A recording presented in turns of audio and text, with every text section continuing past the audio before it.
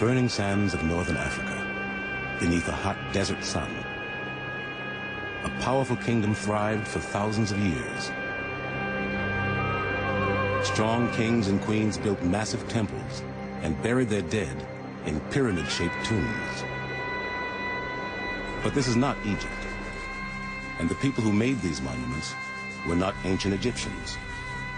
This is the Sudan, the largest country in Africa and the birthplace of Nubia, a golden kingdom nourished by the Nile. At that time, it was the largest country of the whole world. It was an empire, a real empire. An empire with a language that scholars still can't read. Lost in the shadows, the history of ancient Nubia has remained a mystery until now.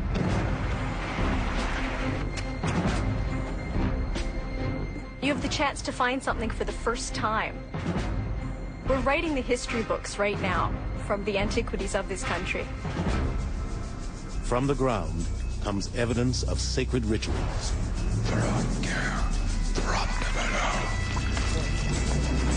An ancient crime scene. It looks as if someone has deliberately come and smashed this altar into many, many pieces.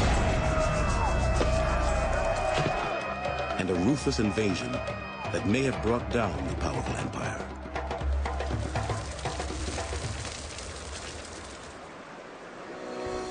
Turning detective, these archaeologists will use the tools of their trade to piece together the final days of a lost city and bring to life a forgotten kingdom, a land called Nubia.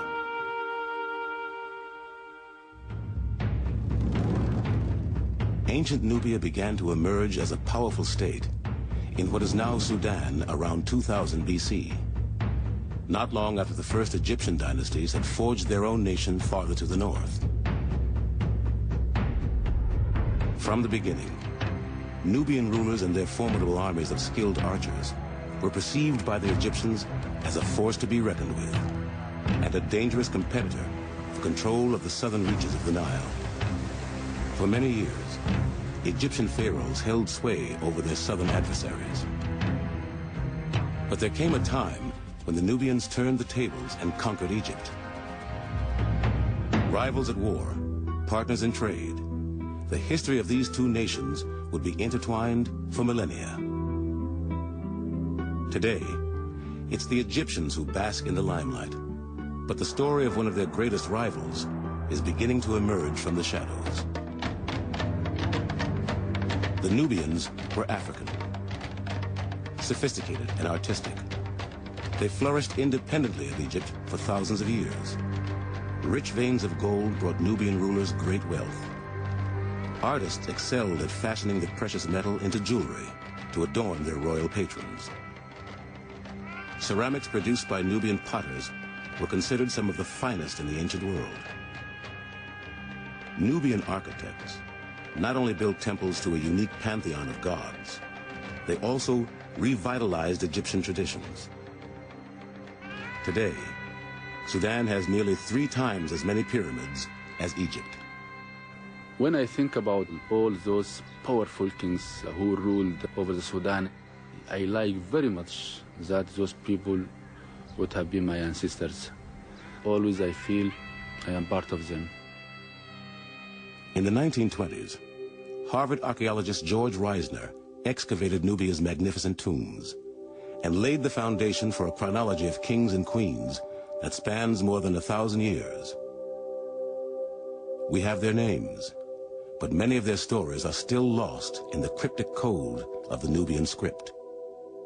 To decipher the language, archaeologists dream of finding a new Rosetta Stone, like the one used to translate Egyptian hieroglyphs in 1822. That would be absolutely fantastic if we were to find such a document. It's a scholar's dream to find a clue to solve a puzzle like this. Now a remarkable new site, a lost city in the sand, may hold the key to unlocking Nubia's past.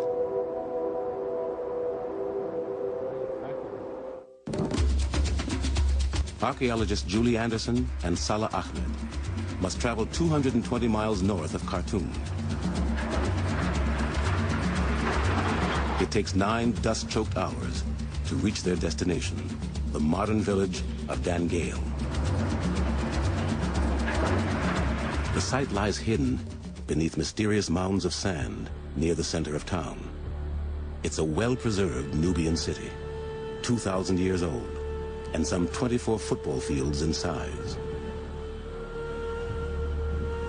European explorers passed through this remote corner of northern Sudan in the 1800s. They left record of red brick rubble-strewn mounds.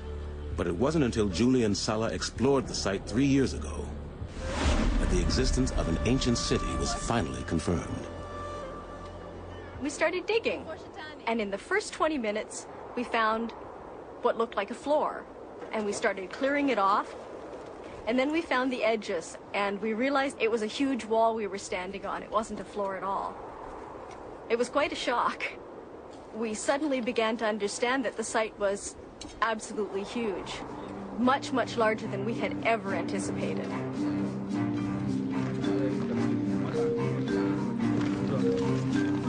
Unearthing the city will take many years, a huge workforce, and the hefting of countless buckets of sand.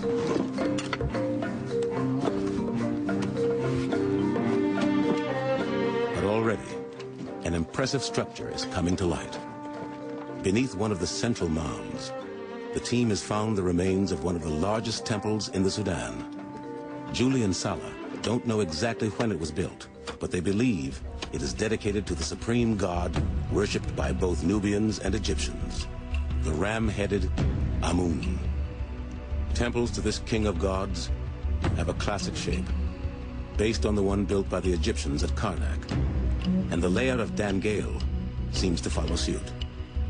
After several months of hard labor, the workmen have moved over 1 million pounds of sand and exposed one of the finest paved courtyards Salah has ever seen. I'm actually sitting on the floor of the second courtyard of the temple of Dangeil, and as you see, it is a very beautiful floor, beautifully done, carved in sandstone tiles. The joints between the tiles are very narrow and they are really very compact. It looks fresh, as if it has never been used.